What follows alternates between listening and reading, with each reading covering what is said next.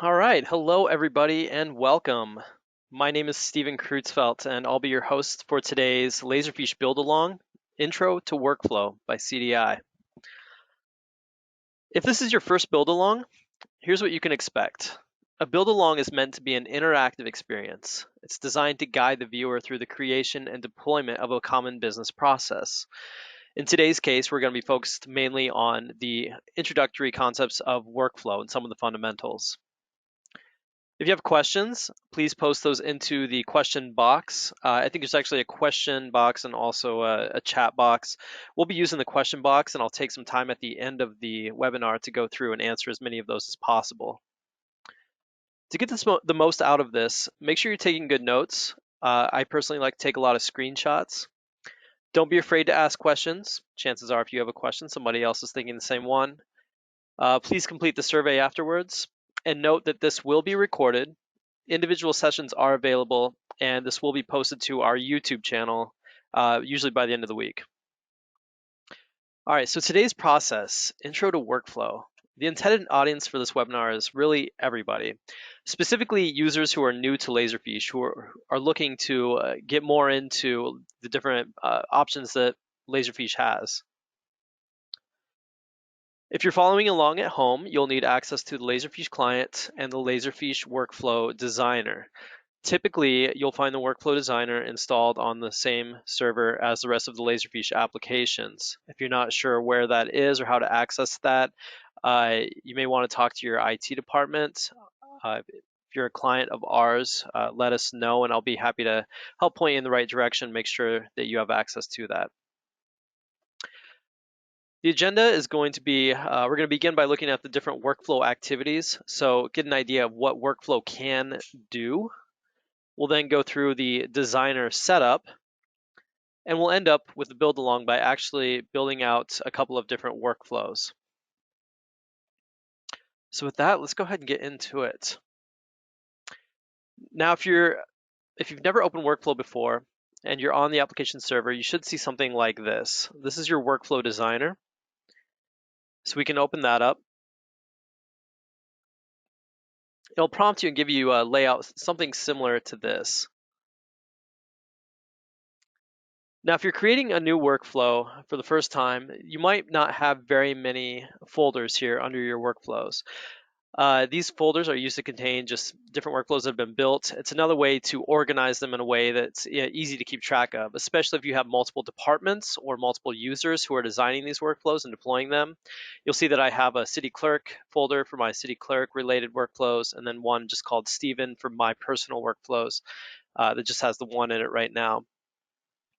But if you're creating a new one, you're going to start by hitting this new workflow option. This is going to open up the actual workflow designer, and this is where you need to start getting comfortable.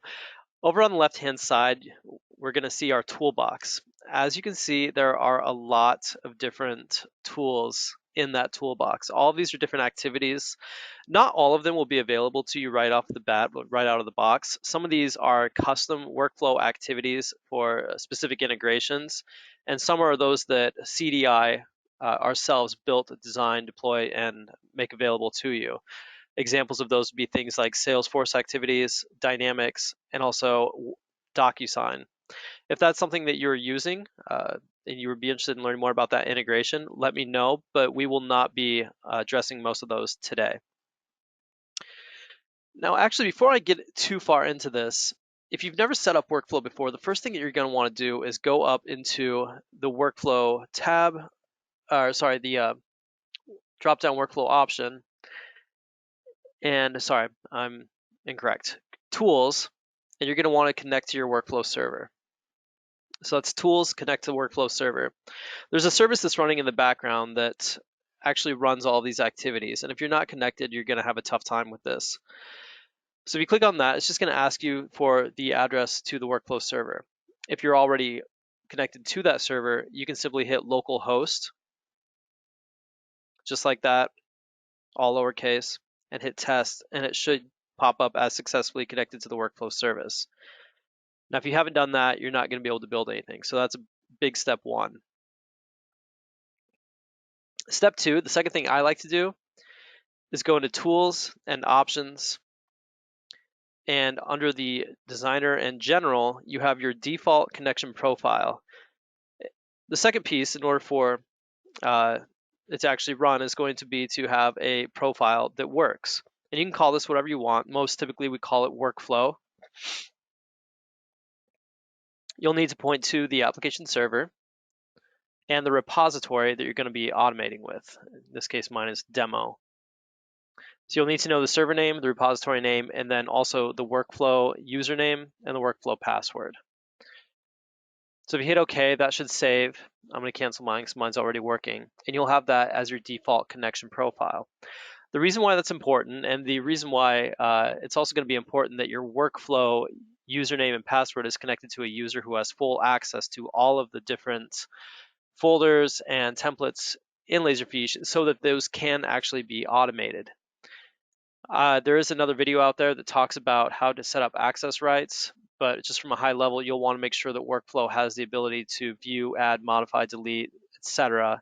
for all of the folders in your Laserfiche system. Otherwise, it's going to get a access denied type of response that your workflow is not going to be able to automate anything if you block its access. So step 1, connect to the server. Step 2, set up your default connection profile with your workflow user. Step 3, make sure that the workflow user has full access to everything that you want it to be able to do. Now, you're beginning another workflow, or beginning your first workflow in some of your cases. Before we even start with the activities, let's make sure that we, from a high level, set ourselves up for excellence. Let's give our workflow a name. So what is it going to be doing?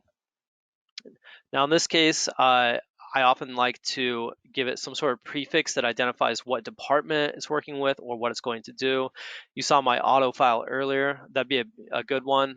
So if we were working with maybe marketing, we could do MKT and then auto file, saying that marketing files are going to be filed automatically. It's also best practice to give it a detailed description. The description doesn't have to be super detailed. It just helps whoever else is coming in and looking at this understand what the purpose of this workflow is going to do. So you could say automatically file marketing documents, something like that. One of the capabilities that workflow has is to be invoked by other workflows and be invoked by other forms or business processes also. The benefit of that is that it can help tie together business processes and really begin to build it out. The negative side of this, though, of course, is you lose a little bit of transparency and visibility as to what is starting this. So if you are starting a workflow from something like a forms process or another workflow, I would add that in here. I would go ahead and just say, this is invoked by forms process ABC. That way, anyone who comes in can say, oh, that's where it's coming from. So if this is failing, the reason why, where it's being started isn't actually going to be in workflow, but rather Laserfiche forms. If none of this is making sense so far, you can go ahead and disregard it. That's probably a little more advanced tool, but it is something that I wanted to include as best practice. Make sure that people coming in who weren't involved in designing the workflow can look at it from a high level and see in the description what it's going to do. It's best practice, workflow 101.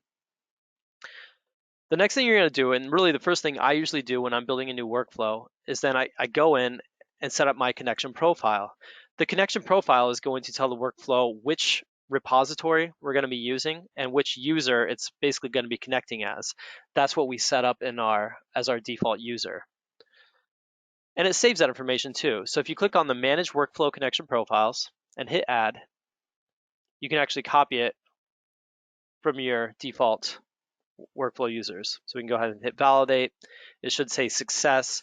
That means that we have a live connection and we can begin building. So that's your setup. That's how we get everything connected, make sure the workflow is going to work. If you don't do any of those, you're going to have a really tough time. So that's going to be important. Now let's talk about some of the different activities that workflow can do.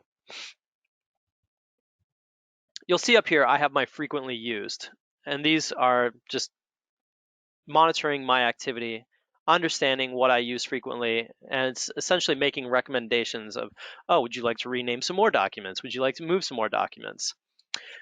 I'm a bit surprised that retrieve field values is not at the very top of my frequently used, because I almost start all of my workflows with a retrieve field values activity. So what does that do, Stephen? Well, retrieve field values looks at the metadata on a document. So first thing you do whenever you start a new process is you're going to want to make sure that you are giving your activities detailed names as well. Ideally, you're going to be giving full details all the way through and adding full transparency so anyone can look at every single activity and know exactly what it's doing. So in this case, if I'm going to be retrieving field values from, marketing was a bad example because I don't think I have any marketing templates. But if we wanted to say, retrieve HR data, we could say retrieve HR fields and give it a description saying that it's going to retrieve information from the HR or employee file metadata template. We then click in this blue box and we can sort by template. And I do in fact have an employee file template. And these are the different fields that are available on that metadata template. So we can just say select all. And what we're telling the workflow to now do is start gathering information about the document or folder or whatever we're going to be running the workflow on. So it's basically open up the document and look at it. That way we have some more information about it. From there, we can start taking the information from here and using that to move it, using it to rename things, routing it to someone else's working folder or assigning tasks or things like that. So number one is to bring this up.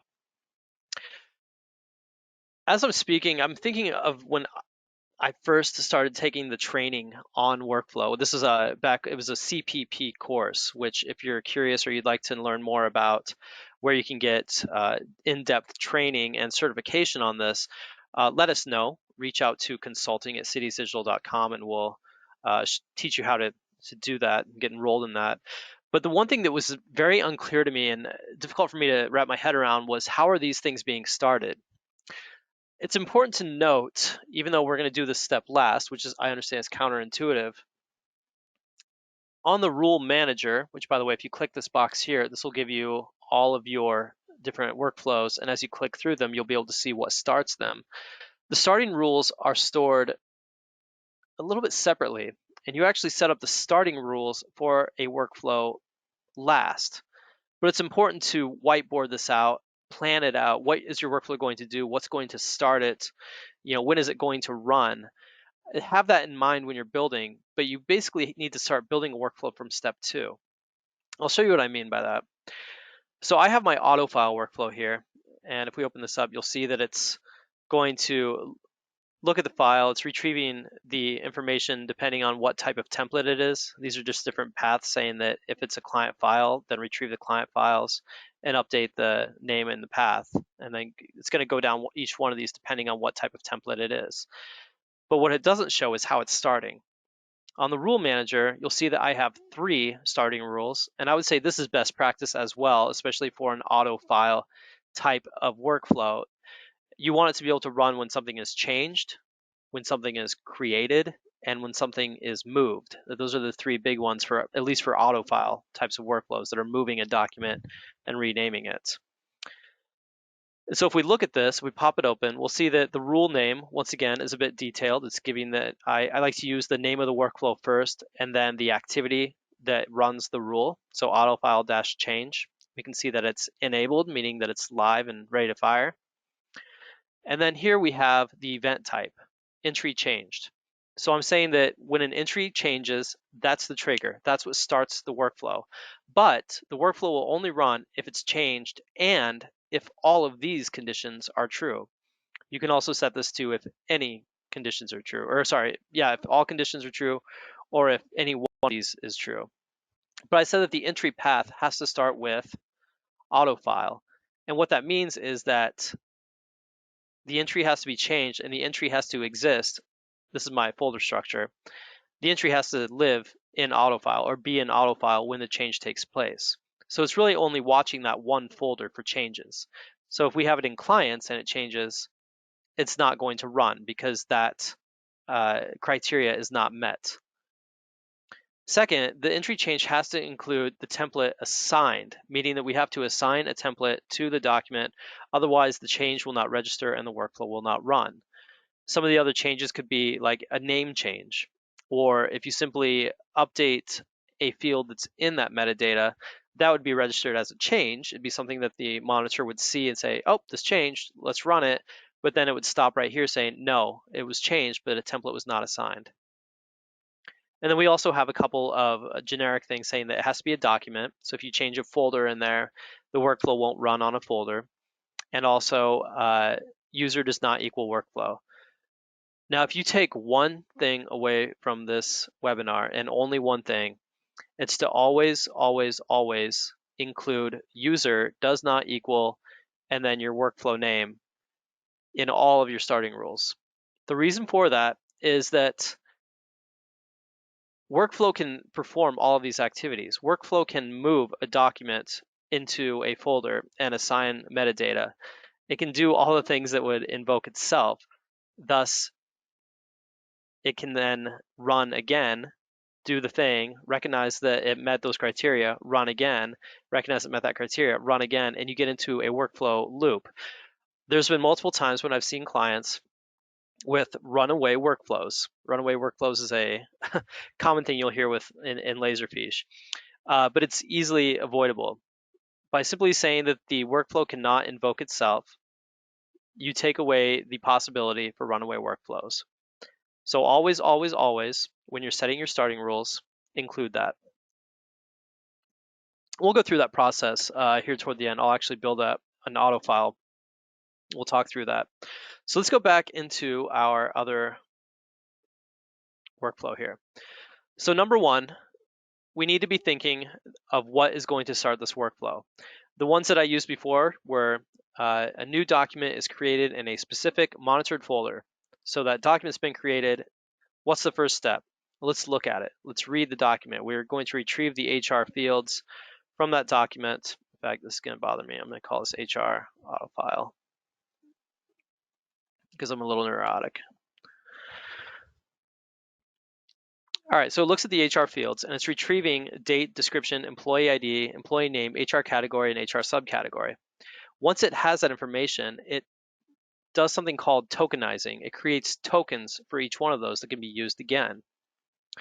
So if the next thing we want to do is move that entry to a specific employee folder, say, we would drag and drop the move entry underneath.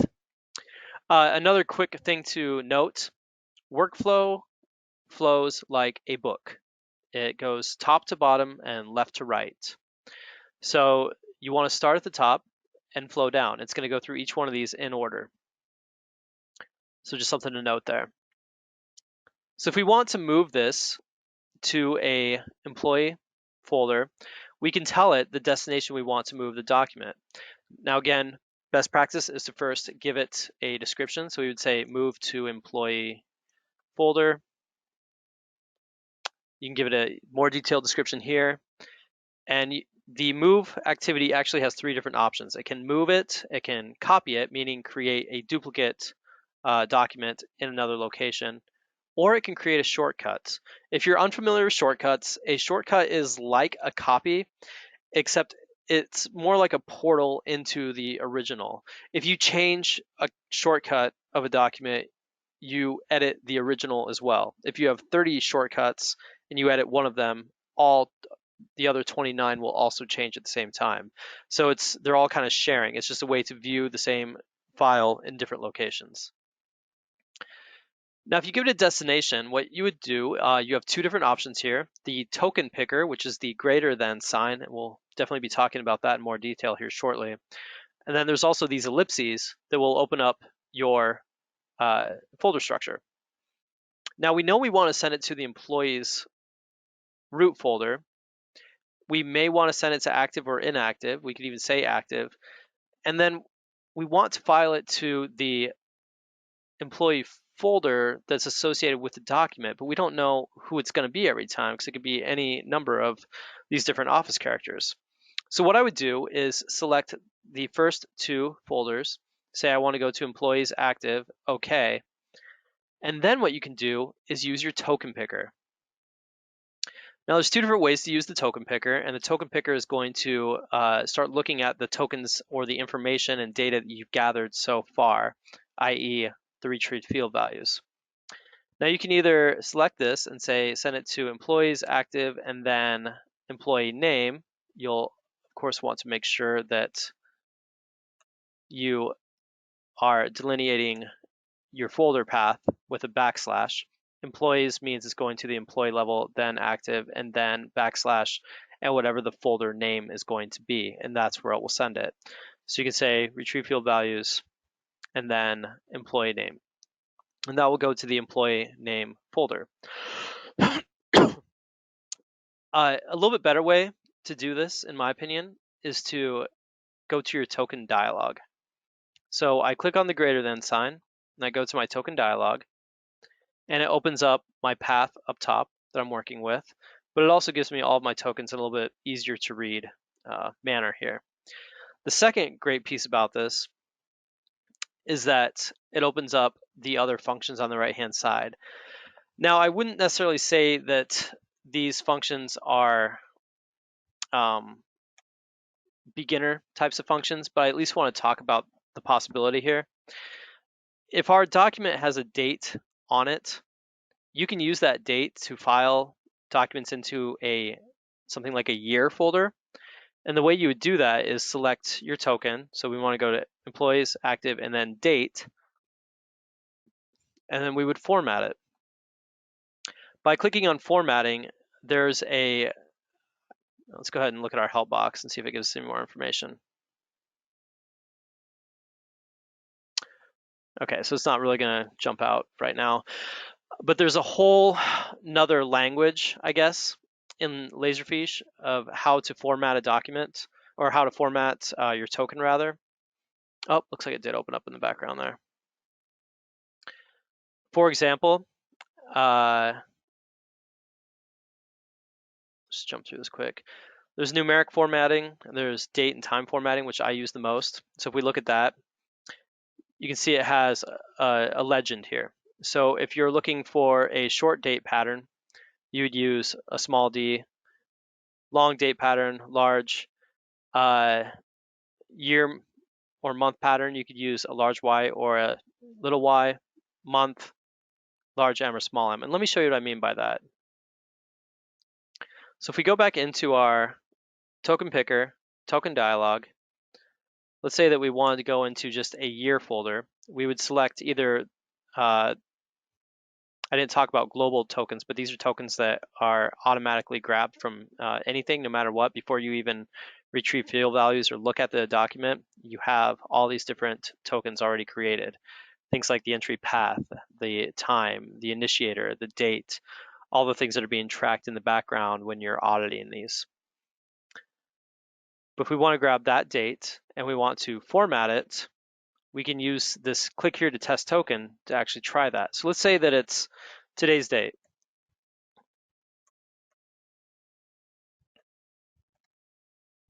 (6/10/2021). If we want to format this so we only grab the year, we could use Y. And if I type 4 Ys, that's going to give me a 4 character year of 2021. Similarly, if we want the day, we could use small d's and get the 2 digits for the day. Small m's don't necessarily work. I usually like to use 2 large m's. In fact, when I'm trying to format my date to month, day, year, it's usually 2 capital M's slash 2 lowercase d's slash 4 lowercase y's. And that way you'll always get the same date pattern every time.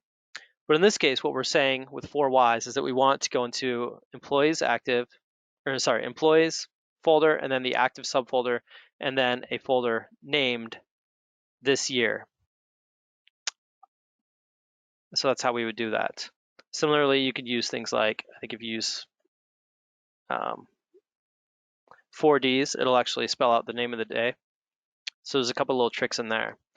The other side of this is going to be the regular expressions. Regular expressions are a bit more complicated. What you can know about that, though, is that it's a way to break apart a name or a list of characters, words, things like that.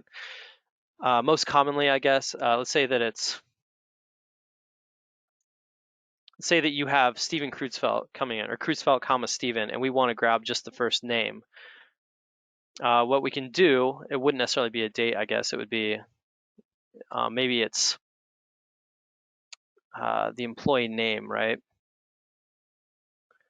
So let's say the employee's name is Kreutzfeldt Steven, and we want to just grab the first name.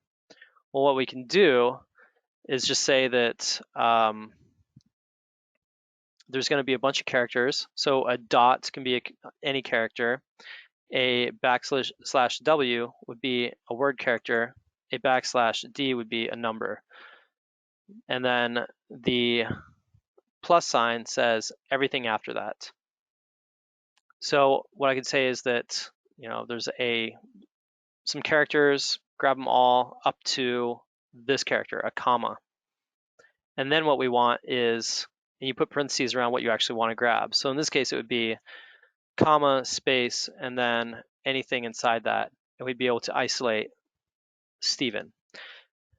Now, I will say that regular expressions can be an entire webinar all by themselves, so I don't want to spend too much time on it, but I did at least want to let you know that there is the ability to manage the tokens and how you're renaming and some of the automation workflow by using little tricks like that at least it exists. So if we wanted to move this to a employee folder, we would first retrieve the field values, click in here, and select our template employee file, make sure that we're grabbing the employee name, and then we would move it to employees active, and then employee name. Another thing to really pay close attention to is you want to make sure you know which entry you're moving. So if it's this entry or if there's another document somewhere else. Another common one is to rename it then. A lot of times we recommend renaming your files so they're all as consistent as possible. And for that, we use the rename entry. Same thing here. You would want to rename the starting entry and you would tell it what you want to rename it. I usually go into the token dialog and say, I want to name it based off of the category, or actually maybe even the subcategory if I'm using the category to send it into like a subfolder, and then space dash space and the maybe the year or just the date. And so what that's saying is that it's going to take the information from the document, move it to the employees folder, and then rename it with the subcategory that's on the metadata and the date. So what that would actually look like, I'll show you how this works quick. If we move this CV into the auto file monitored workflow location, assign the employee file, we can see a drop down of employee names. Say this one belongs to Jim Halpert. It automatically populates with his employee ID. Maybe this is a time and attendance thing. It's a timesheet, and we'll give it today's date. And just say Jim's timesheet 6/10/2021, and OK. So that's saying that a new document was created in the auto file. So think back to your starting rules, create. It meets the criteria because it's a document, it has metadata. So what we are hoping to see it do then is disappear, and that means that the workflow took it. And what it did is it brought it down into employees, active, Jim Halpert, and there's the CV form, and it looks like it's not renaming it. I don't know if it's because I'm not renaming it or what's going on there, but let's find out.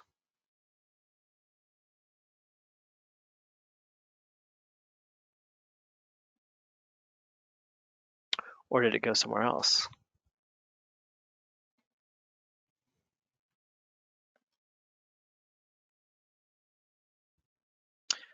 So what we can do then also is go back into our workflow, and there's a cool little quick search here called the common search.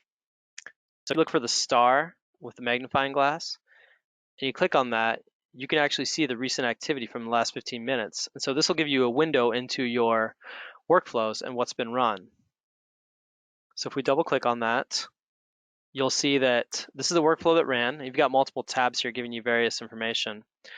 Number one is showing that it went down, it did the workflow, it tried this path, it wasn't satisfied, so it went down this path because it was satisfied.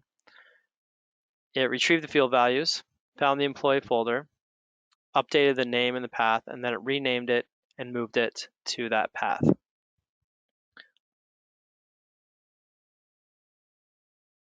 So you can also see some of the messages. So if something errors out, your messages is going to tell you what ran or what didn't run. It's going to show you a list of all the activities that ran and how long it took them and when they ran, things like that. And just various details.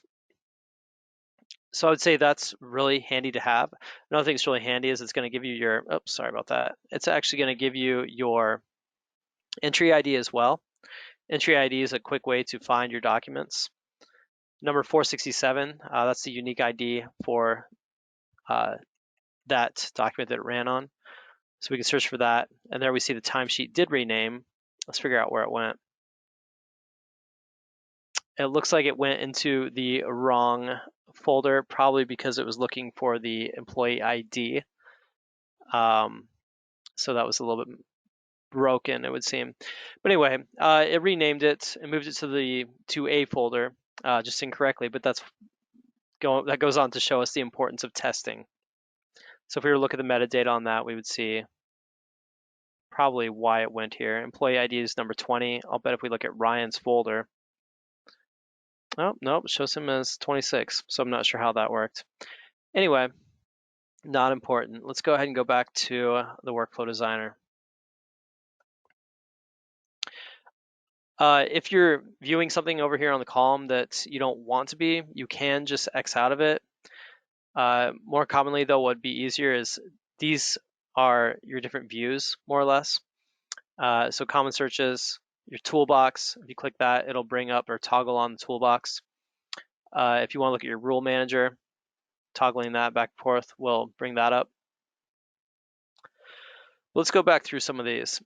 So another one that I use an awful lot is if I want to change multiple documents all at once, step one of that would be to do the search repository. In fact, let's just create a new workflow quick. I'll go ahead and click this button up here, and we're going to call this one change folders.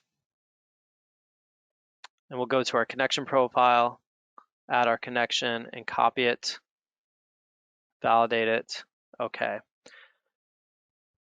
So there's a couple different search options. There's the search repository, but then there's also the find entries and find entry. I just want to talk about the difference of these really quick. Find entry will give you the option to find a single document or folder as long as you know the ID or where it's located.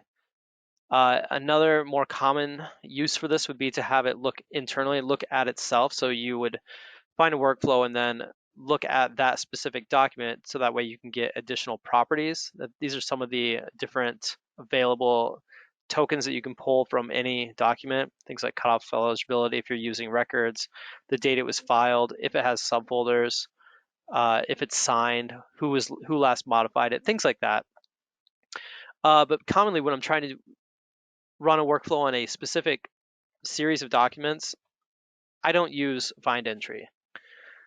I actually don't use find entries either, which is the brother or sister of find entry. It's just saying find multiple.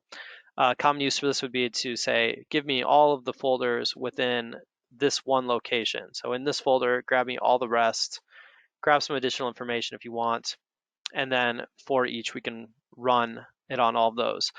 but it only goes one layer deep. So sometimes I want to run a workflow on some folders that may exist in different places or documents that exist all over the place. So we're going to go ahead and say, get rid of that also. I like the search repository.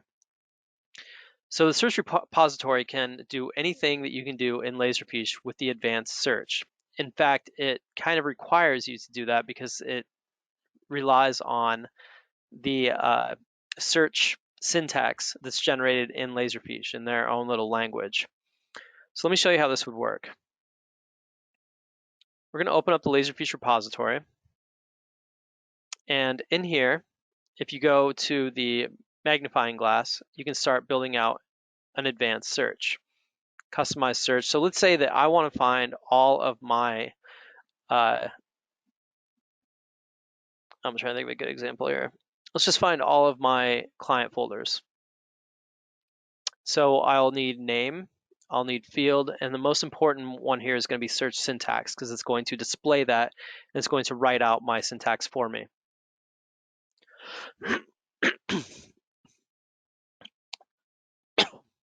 So with the field search, first we're going to tell it what type of field, or what, more importantly, I guess, what type of template they have on them. So I'm going to look specifically for my client files. Just search by template, so we can leave all those open. And I'm going to say that I want those to be documents.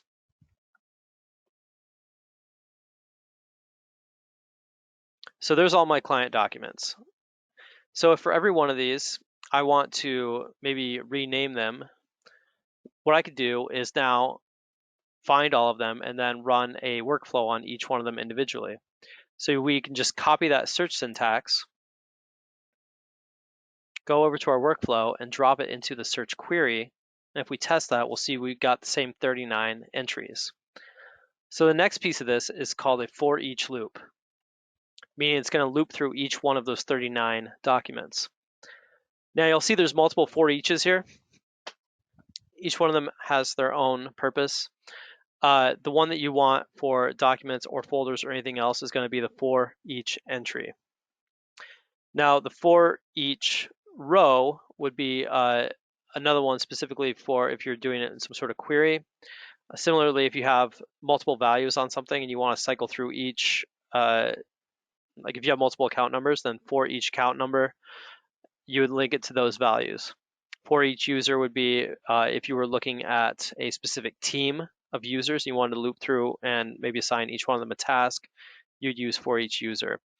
But the most common one, use for each entry.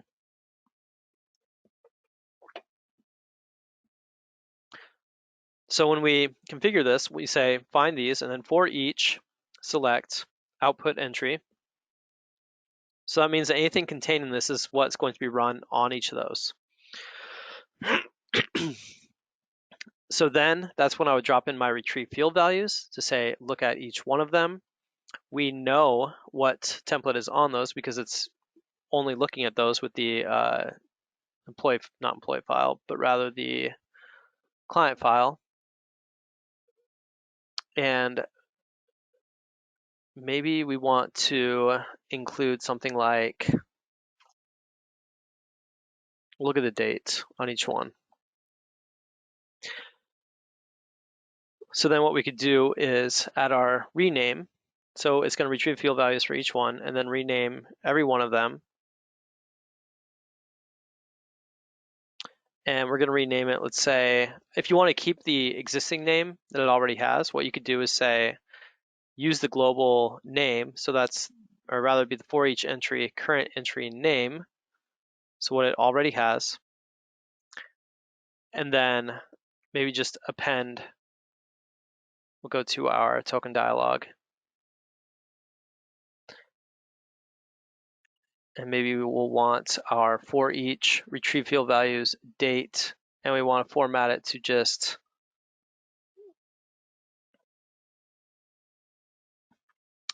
a year or something. So let's say we did 0702 1984.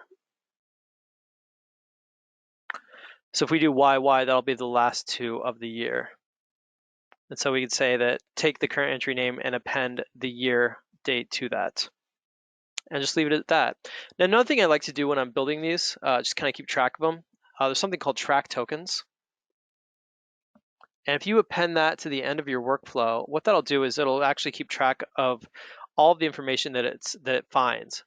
So when we looked at our workflow that ran, there's no tab here for tokens. So we can't actually see what fields were retrieved or anything like that. But if we track tokens, then it will give us that extra level of visibility.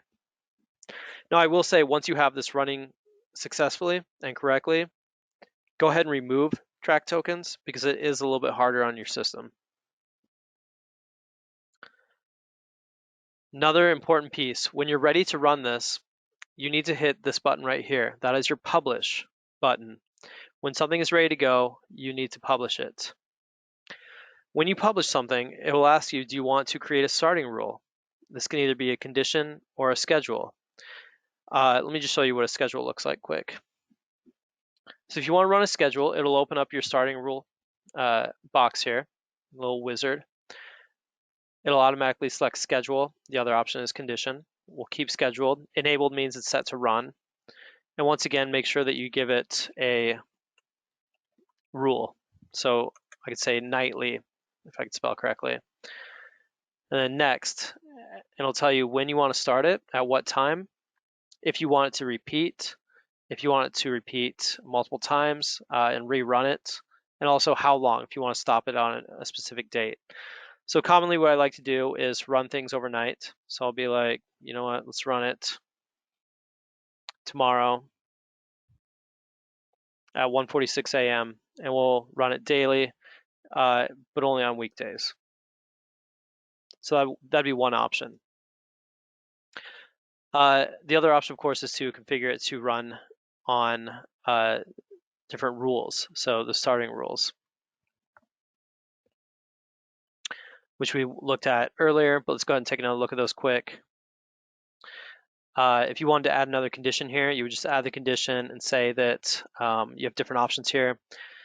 The most common ones are saying that the path equals a specific path.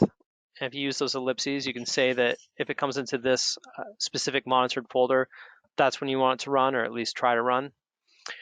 You can also, if you have subfolders, you can say that the entry path starts with autofile. Meaning if it was autofile Bob's, then Bob's folder is like a subfolder, or Carol's folder is another subfolder. As long as it starts with that in the incoming location, it can run. So once again, what we're seeing here, and you can just click on these and hit delete, and that'll get rid of them. But in this case, what I'm saying is the entry path equals autofile. The template name is just not empty. Entry type equals document, and user does not equal workflow. So those are some common ones. The other option that you have, though, is you can actually just run these manually. So if you want to go ahead and hit start, you could run the current workflow. It'll show you in green what's running correctly. It'll show you in blue what's currently in progress. If we hit F5 and refresh, we can see that it's already done running. So then if we ran that same search, what we're going to start seeing probably is that it appended 21 to every single one of these documents. Now if we're like, wow, that looks ridiculous, don't want that anymore, what we could do is run another workflow to find all of the same documents and then rename it and just remove the 21 from the end. But that's a way to isolate the documents you want to run it on, and then for each, run it on every single one of those. So let's look at another option here. Now you saw in my auto file that I'm using branches. There's a couple different branches, and that's something worth mentioning. Let's create a new workflow.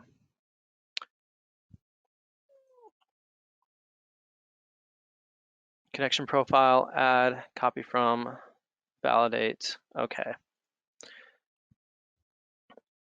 So if I wanted to branch these out based on the type of document that it is, I could retrieve my field values and maybe just select all, just grab everything.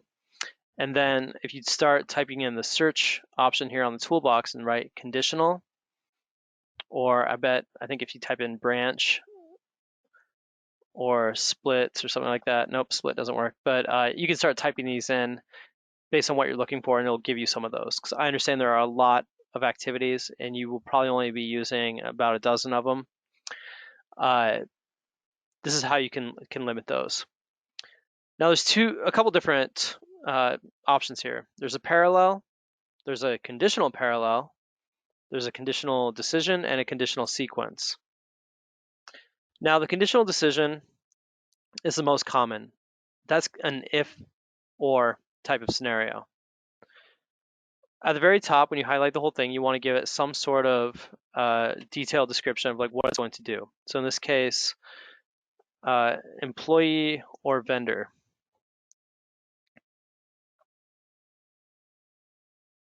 So the first branch, also once again, remember, workflow reads like a book, top to bottom, left to right. So it's going to try the first branch first. If it's satisfied, it'll go down and do all the activities contained in that branch. If it doesn't like any of those, then it's going to go to the next one and try that and see if it's satisfied down that branch. These conditions are going to be very similar to our starting rules in the way that they're configured. So if we want to say that this is going to be the employee branch, then we would name it employee. And the condition would have to be something contingent on the values that we grabbed here.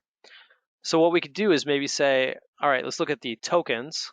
In general, if you're working with some sort of data that's been captured already, tokens is a good place to start. Retrieve field values, and let's say that the employee ID, which we know populates automatically when we add that metadata template, is not empty. So if the employee ID is not empty, go down this branch. And vendor would be something very similar. So here we could say token, retrieve field values, vendor is not empty. Now, of course, there may be scenarios when it's a vendor template, but the vendor ID or the vendor name is not listed, in which case we wouldn't know where to necessarily send it.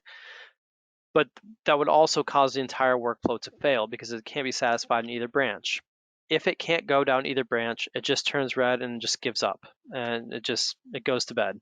So one thing I like to add, and I would say this is best practice, if we right click, add branch, always add an exception branch. The exception branch's condition is going to be nothing. If you don't give it a condition, then it'll always go down it. So what that means is that it's going to try and go down employee. If it can't, it's going to try and go down vendor. If it can't do that, then it'll go down the exception and it'll at least help let the workflow complete okay without stopping it. So another option here, which by the way, if you want to know a couple other things you can do here, you can disable these at any time. So that will then allow you to publish the workflow. Once you publish it, then you can go back and keep editing it. If you don't publish it, you're probably going to lose it. It'll stay open for a while, but eventually delete. So make sure you're publishing your work. Another option here would be a conditional sequence. Conditional sequence is saying only do this activity if something is met. Something that I do with this periodically is add things like tags. So if you want, let's say that if the token retrieve field values FA number is greater than 10, then we want to make sure that we assign a tag to it. I don't actually have any tags created, but that would be something that we could do. Another option would be to, if it's above 10, assign field values. Now, assign field values is a very powerful activity. This is the ability to automatically assign metadata templates and fields. So here we would say for the starting entry, assign the following template, and maybe it's a vendor file. So you could say that if, sorry, cancel here. Our conditional then would be something like, let's delete that.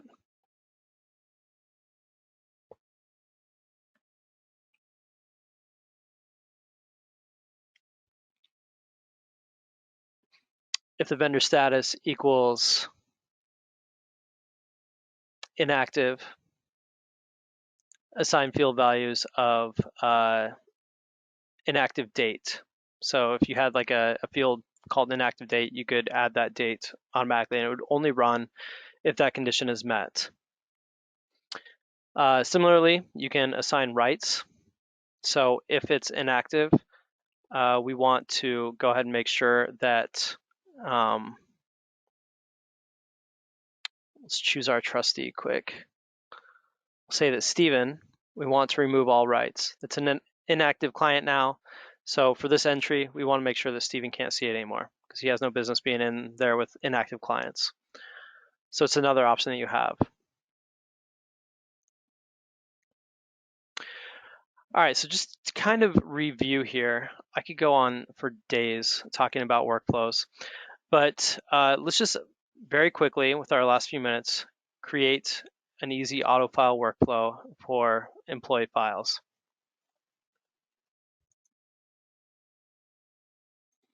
We give it a detailed description, auto files, and renames employee documents.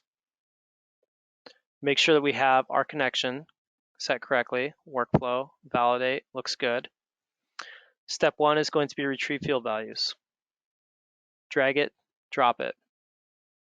Give it a name, retrieve employee data. Self-explanatory, so we probably don't need a description for this one. Select the template that we're looking at, and it's going to be an employee file, and we want the category, subcategory, name, and ID.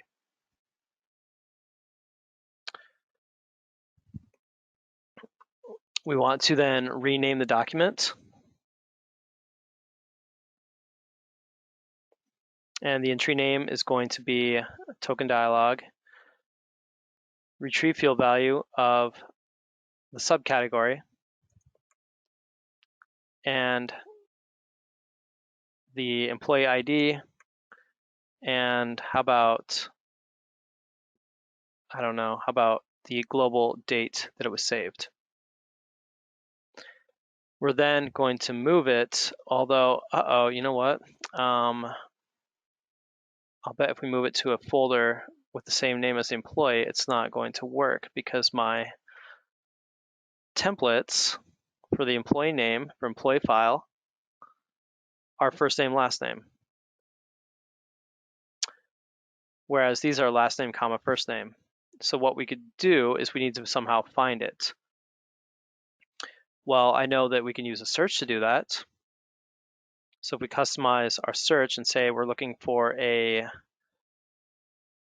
folder within a specific folder with a specific name, we could probably get there. So employees is our path. It's a folder and search. So we have a lot of them. So we can go ahead and copy our search syntax. And then if we go back to the workflow, we can use the search repository option and say, I want you to find this. And then within here, the name is going to be the retrieve field values. But even then, it's not going to have the exact name. So what if we do this? You can actually create your own tokens also by assign token values. And so we could create something, I just like to call it tokens as the activity name. And I like to create a token called last name. And if we go to our token dialog, we can use what I showed you earlier, where we retrieve the field values of the employee name. Employee name, once again, if we were to look at one of those,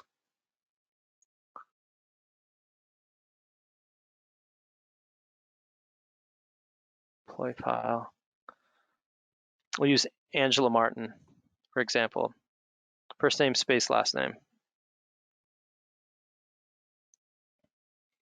So employee name, we are going to test it with Angela Martin.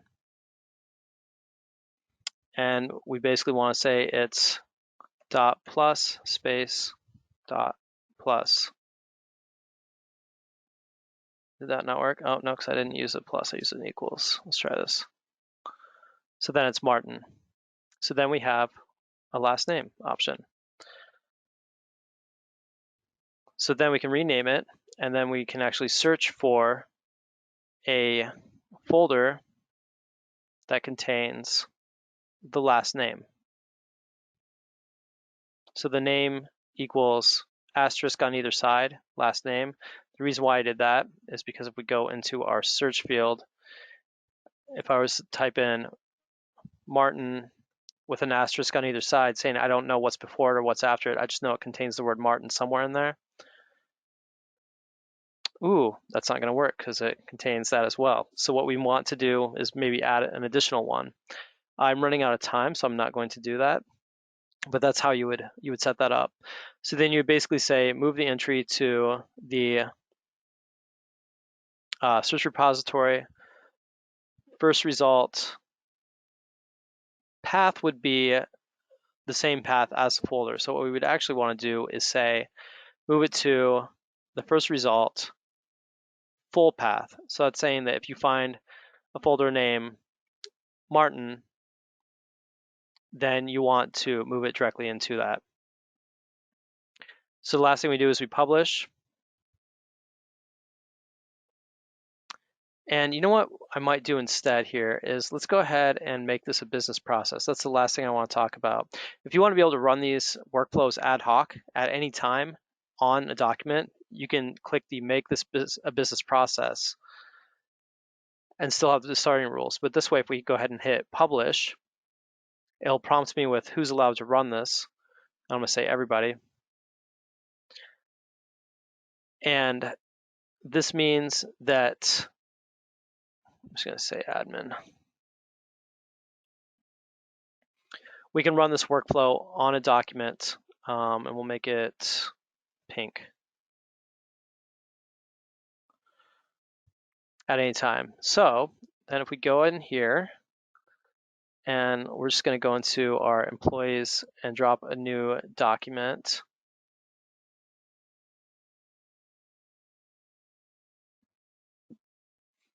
We'll give it a template of employee file.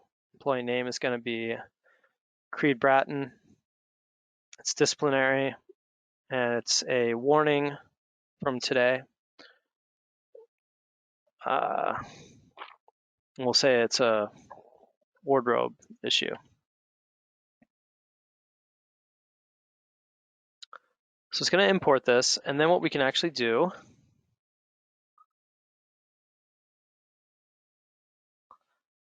is up here in our toolbar, if I right click, I guess the other option would just be to right click and say start business process on the document. Here we can see our auto file employee file, hit start, and what that'll do is just say run the workflow on this document. The workflow being retrieve field values, create the last name token, rename the file, and then move it to a found folder. So we saw it disappear. And if we go into Creed Bratton's folder, we can see that there's this warning right there. So that's how that works. Now I know that was rambly. I had in my mind like 1,000 things I wanted to cover. Those are the big ones. I would say if this is something that you're really interested in getting into, reach out to our team at consulting@citiesdigital.com, and they'll put you in touch with the group that can get you involved in those CPP courses. There's also a lot of information out there on Laserfiche Answers, Solution Exchange, and also Laserfiche Support. With that, I've got a little bit of extra time. I can answer some of your questions, but I'll probably have to jump here in about 5 minutes or so.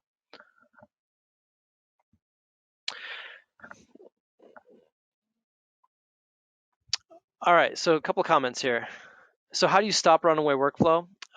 Number one is to make sure that you add that new starting rule, because then that will say that it can no longer invoke itself. So that's step one. Adjust your rule, save that rule, enable it, user does not equal workflow, and that'll stop it from continuing. The next thing that you can do is if you go into the search, you can say new search, workflow status, active, and search. And you'll be able to see all of your active workflows. I don't have any right now, but from here you would be able to basically select all, right click, and then terminate or complete, and that'll basically end the workflow. But you would just hit Control A, select all, and complete. For those of you who said I was going too fast, I'm well aware. I tried to fly through a lot of information. I'm banking on the fact that this is recorded, and so you'll be able to stop, pause, rewind, go back through. Again, I apologize for my presentation style.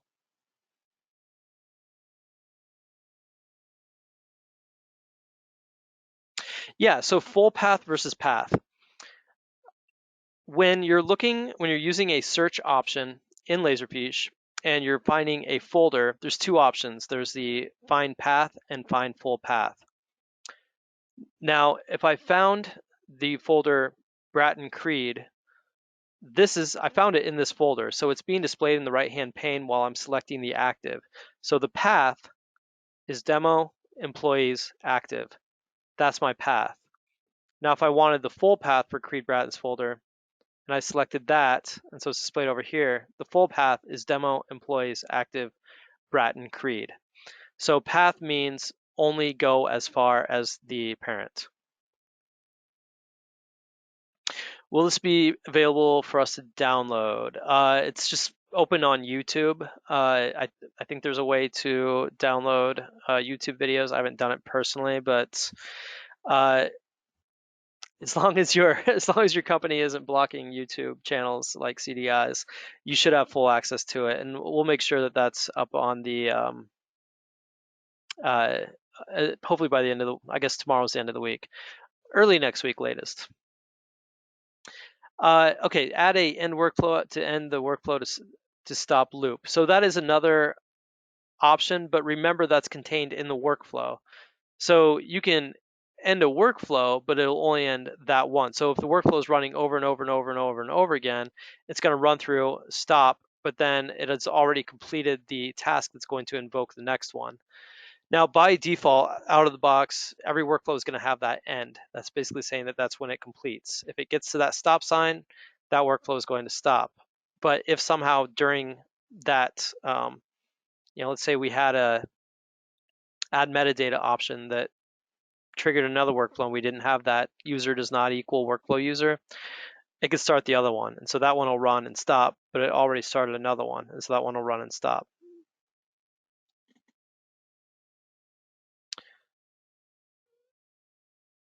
Okay, you're in IT, installed the client, not seeing the workflow option. So if you're on the server, it should be in the stack of Laserfiche files. So if you just type in Laserfiche, not Laserfiche, Laserfiche.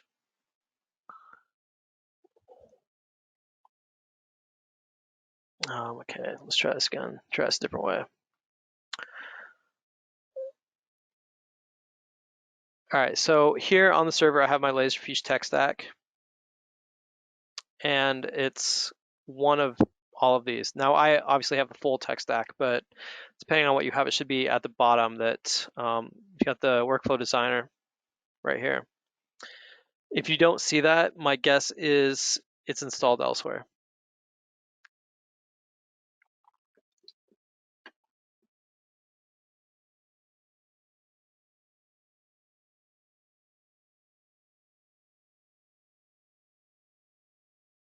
All right.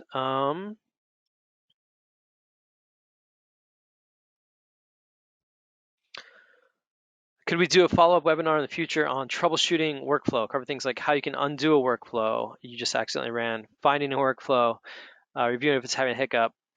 Yeah, we could certainly do something like that. I want to do more with workflow anyway. As you can tell, this is something I'm very passionate about, something that I use on a day-to-day basis. And when you know what you're doing, the opportunities are endless. I love including things like if you're doing an export from another system and putting that data into SQL or something like that, being able to automatically run through thousands of documents, update and assign metadata and things like that, it becomes very powerful.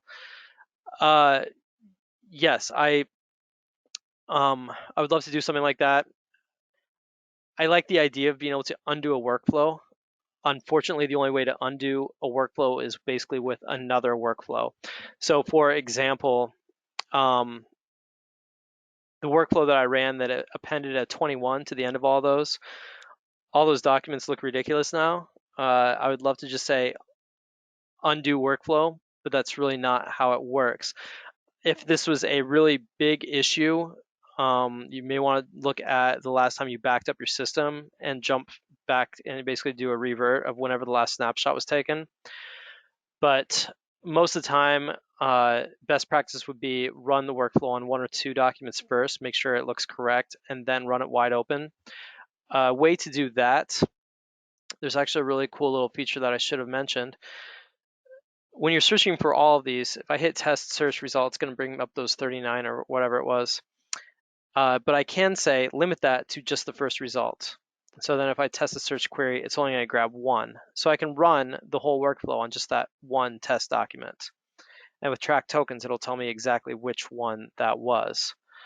If I want to do it on the first 2, I could do that as well. So if I wanted to publish this again, oh, it's not going to actually work. But that'd be another option. But basically, the only way to undo it is to write a new one. Thank you for the. I hope there was some helpful information in here. Sometimes I think it's just easier to throw up a bunch of information and hope some of it sticks. As I'm going through these, I just want to try and make the most of the time I have with you guys. But I would definitely encourage you to reach out to consulting@citiesdigital.com if you want to learn more. We'd be more than happy to walk through some of these things with you. If you have specific questions, like if you have a scenario of a workflow that you would like to see run in your organization, let me know what that is. I'd be more than happy to help walk you through that. All right, well, thanks everybody for joining. Really appreciate it. Hope you got something out of it. Feel free to reach out, like I said, anytime. We'd be more than happy to get with you and have those one-on-one sessions. Otherwise, we'll see you next time. Thanks.